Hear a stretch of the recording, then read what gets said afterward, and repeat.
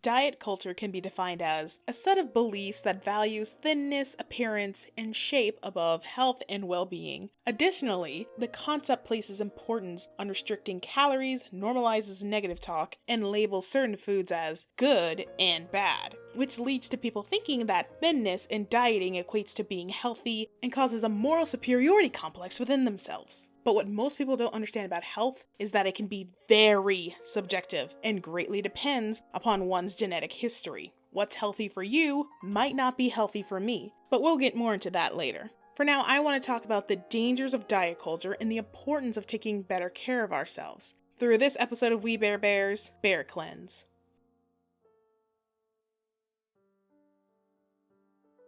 Before I get into it, just know that I'm using the word diet as its first dictionary definition to describe what the bears usually eat. And when I say restrictive diet, I'm using the second definition of the word to refer to the bears' new foods. Got it? Good. The episode starts with the bears getting a checkup, but throughout their exam, the doctor can easily tell that they are not well. The issue here is that the bears' current diet only contains human food and not what their respective species are expected to eat. Try saying that 5 times fast. I got that on the first try. Woo!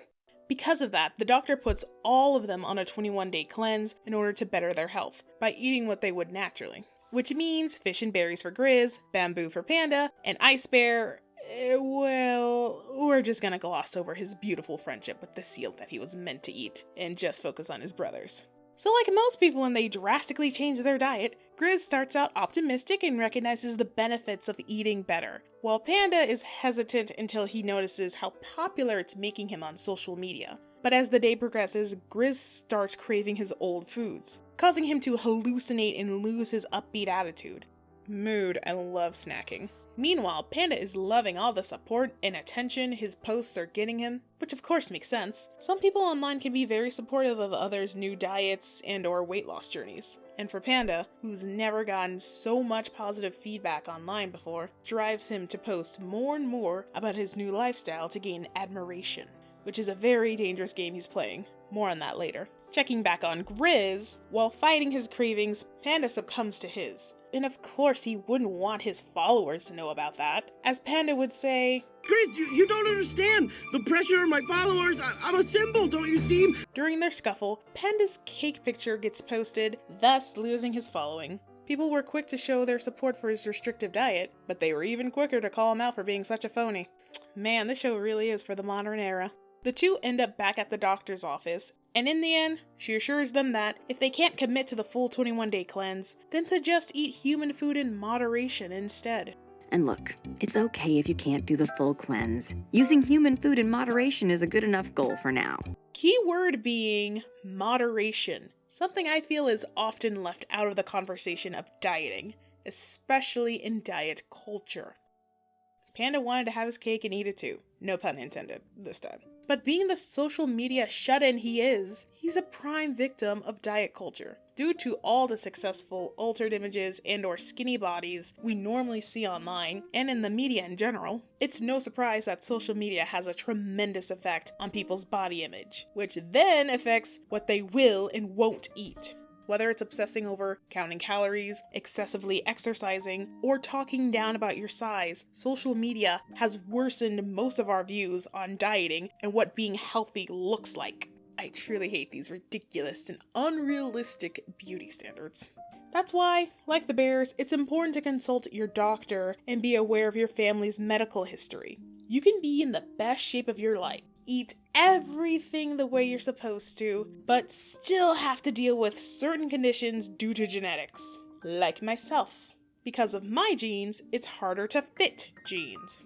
And of course, dietary cleansing is hard at first, because we all have urges for certain foods. It's natural to cave in from time to time. No one's perfect. Hell, that's what cheat days are meant for. There's been times where I wanted to quit eating something cold turkey, but I couldn't stop all at once. I had to gradually wean off of it first. I have a terrible history with restrictive diets, which equates to my on and off again relationship with food. I've done it all. Fasting, skipping meals, eating very particular foods, even starving myself, at one point desperately believing that it would help me lose the weight. At this point, I've learned to take my time to gradually wean off of certain foods and drinks. I've had to relearn quitting soda, and I've transitioned from Ben & Jerry's to Greek yogurt bars, but only during the warmer seasons. Man, I miss a good BJ. And of course, like many others, the pandemic had me slipping back into old habits. Even now, I have to keep making more and more changes in order to live comfortably, and take measures to prevent my conditions from getting worse as I get older. No matter what shape I'm in, because either at my heaviest or my lightest, I still look the same. So I'm always gonna be fat. I've already done my meditations on that. And there's next to nothing I can do about conditions that are hereditary and that's genetic. The best I can do is just maintain what I can. And I know it's not going to happen overnight, but even I, the terrific titular tiny toy tiger, loses her confidence every now and again, thinking about my weight and getting easily defensive over simple truths. Be more active, portion control, eat better, yada yada yada. As a woman, I've heard it all, and felt insecure seeing folks praise small tummies and waists. But for all the BBW lovers out there, I appreciate ya, but some of this weight's gotta go for my own sake. I just want to maintain my health the best I can, because I know damn well when I get older, I'm gonna look good gray, okay? That's just my 2 cents on the matter, from a woman's perspective. But as an advocate of true gender equality, I noticed that we don't include men's perspective in these types of conversations. So let's hear it from a guy's point of view, huh? Hey everyone, my name is The Great Burke, and I'm here to tell you about my diet and weight stories. So despite how I look, I've always had issues with body imagery. And I know for many people, men and body image issues don't seem like a thing because it's more focused on women, but I can definitely assure you it also affects us too. Especially in a culture that worships muscle-bound guys like The Rock, Terry Crews, Chris Hemsworth, and of course, John Cena!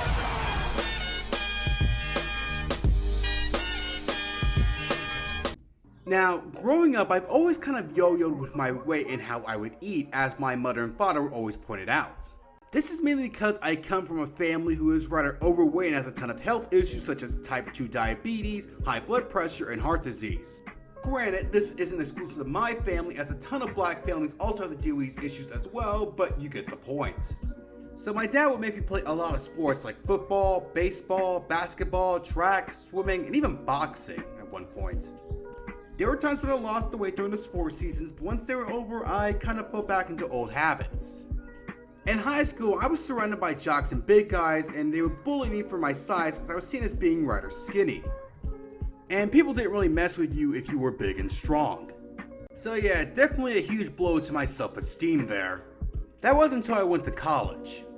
During my first 2 years of college, I was in the Army ROTC, Reserve Officer Training Corps for you civilians out there.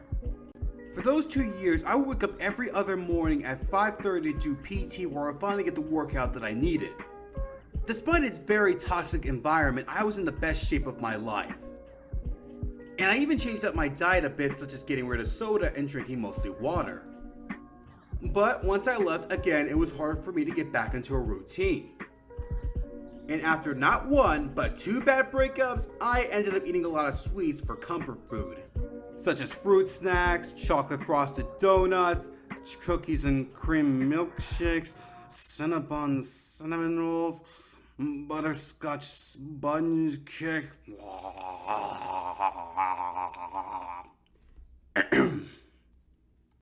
But overall, I was overeating to a certain amount. But then came Christmas 2018. My mom saw me and, I shit you not, patted my belly, which made me feel bad for myself. And it didn't help that I saw Aquaman during this time period, and seeing Jason Momoa in that, I was thinking, crap, I gotta get back into shape. So throughout 2019, I was seriously working to lose that weight, getting muscle, and I was just cut out most of the sweets in my diet with an occasional snack here and there. And I was doing great. Then, of course, the pandemic happened, and like everyone, I too went back to old habits and gained 20 pounds from it. That's like 9 kilograms for all you weirdos who use the metric system. I got kind of depressed because I wasn't going to the gym that often, and the home workouts weren't really doing much for me as I wanted to. And again, started eating a lot of sweets. When the gyms finally reopened, I was frustrated that I had to work it all over again, but in the end, I made it through. So you may be asking, what's the point of my part in this?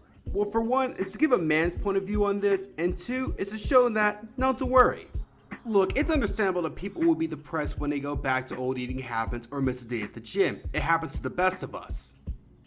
For example, sadly, when my grandmother passed away earlier this year, I didn't go for the gym for a week because I was trying to process it all. Also show that, in a lack of a better term, everyone is built different. As for my diet, with the exception of intermittent fasting, I don't really do any of that fancy diet crap. I cook my own food and eat only when I have to, with eating stuff such as fried chicken, steak, lamb, vegetables, and potatoes. With me eating like crap on the weekends, it helps balance things out, and that's what some people need, balance. As long as you're healthy and fine and not overeating, undereating, over-exercising, or not exercising enough, then you're all good. I really want to thank RTs for giving me the opportunity to do this. Now then, back to our regularly scheduled program. Bottom line is, if you genuinely have issues living your day-to-day life, no matter how big or small you are, that's my own standard of being unhealthy. Just remember that everyone's pursuit of achieving a healthy lifestyle is different and comes in many forms. So let's not be too judgmental of each other, okay? You're not their doctor. You're not living their life. You especially don't know what they're dealing with behind closed doors with all the stress and relapses throughout their journey. The least you can do is wish them the best.